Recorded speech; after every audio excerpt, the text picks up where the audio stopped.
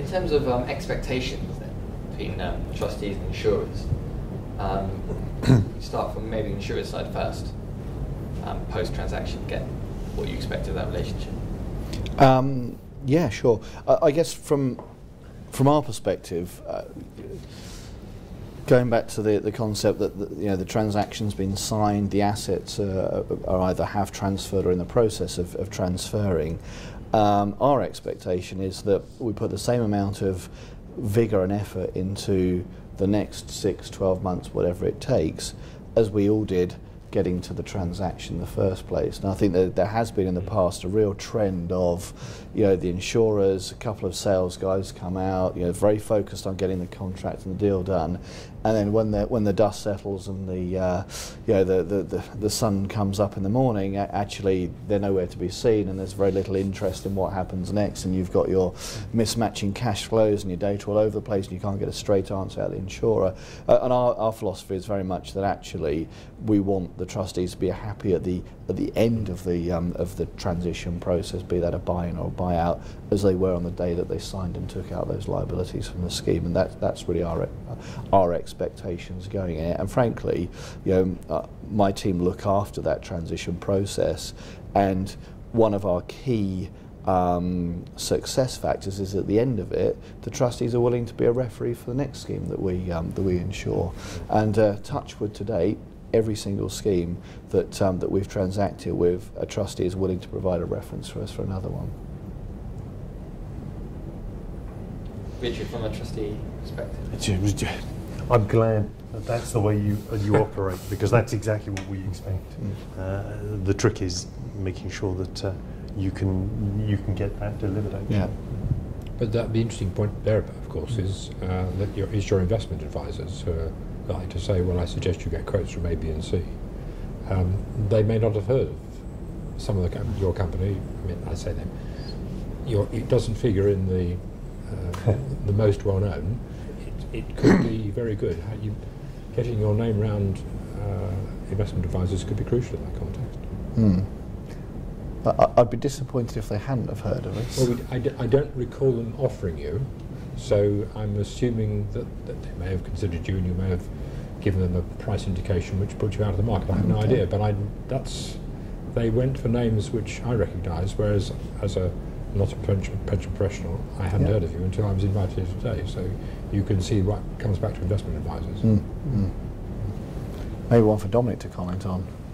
Well, certainly, if we're advising on a transaction, we'd feel we're not doing our job if we're not aware of someone in the market and haven't approached them if they're potentially fit the transaction that the trustees are seeking. And we do due diligence both on understanding the financial strength and growth plans and future strategy of the insurers, and on their administration setup, whether it's in-house or outsourced. So we do always recommend that trustees spend some time thinking about that before they place. And generally we think that on the administration side, that whoever's come bottom whenever we've surveyed insurers has tended to be the one that's in the middle of doing something about it. So certainly the last time we reviewed all the insurers administration, which was in the last 12 months, standards were quite a lot higher than when we originally did it in around 2007, and there does seem to be a lot more of a project management ethos and people with specific functions, and a separation of the people that are installing the schemes and the ones that run them afterwards, which seems to work a lot better.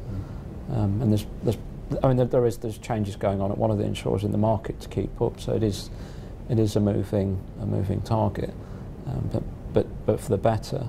And I think on the other side, scheme administrators, where it's outsourced, I think increasingly that the firms are using specialist teams that have done buy-ins and buyouts before, and hopefully are then in a better position to approach the next one, not starting from scratch each time. And even when administration's in-house, which tends to typically be the biggest schemes, we've just had an example where the scheme's transacted its fourth buy-in. It's the same team, it's different insurers, but they know exactly what they want now when they approach a buy-in. And effectively we're able to have the sort of discussions you have in the first month post-transaction of who's leading on on reconciling the data, the payroll each month, and how do you want to store information and true it up.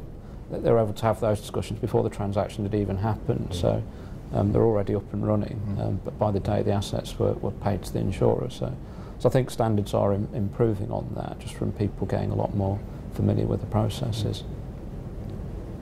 In terms of your role and what trustees can expect of their advisors post-transaction, because I suppose it's a strange dynamic in that, you know, once the liability is insured in a way, the consultants lose part of their role. So how do you add value there?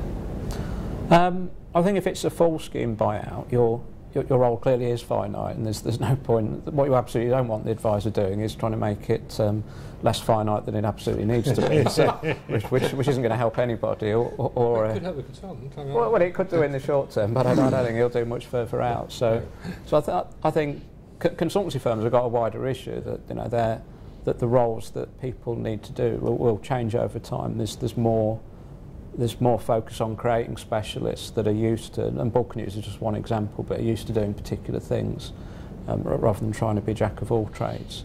And the people, you know, there'll be less scheme actuaries, there'll be more people dealing with wind-ups and bulk annuities, and more consultants focusing on newer defined contribution schemes. So I think generally consultancy firms have to accept that people aren't going to carry on doing the roles that we're doing before in the same numbers. It's much more of a changing and probably much more interesting environment as a result of that. But certainly for actually advising on the particular transaction, there is still a role, particularly in the initial stages post-transaction, to make sure basically that everything's happening. It may be if the administration's in-house and the pension managers also in-house, that there are people that will manage parts of the processes with the insurer directly. Since the role of the consultant might be more specific, it might be to help review communications, or it might be to comment on any benefit ambiguities that come up, or to check that any balancing premium post-trust is reasonable, or to advise on where to hold any residual assets in the meantime, possibly broke the indemnity insurance cover for the trustees, and help with a GMP equalisation solution. So it tends to be more discrete tasks rather than beforehand. You might have had a trustee meeting cycle with regular roles of funding updates and investment performance reporting. A lot of that falls away, and it's much more following a project plan and each person getting involved at the point they're needed. So I see the role of the consultant post-transaction. I mean, again, on a buyout, you're pretty much right. It's all done and dusted. But there's invariably I's to dot and T's to cross.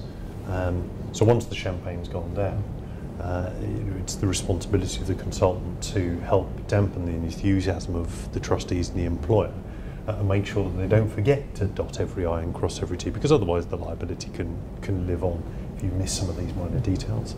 In a buy-in, similarly actually, I mean, again, you've got the I's to dot and the T's to cross, but once the champagne's been drunk, it's the job of the consultant and the professional trustee to dampen everybody else's enthusiasm and say, well done everyone, but actually now it's business as usual. We've got all of these other liabilities that we've got to manage, that we've got to mitigate, so let's get back to work.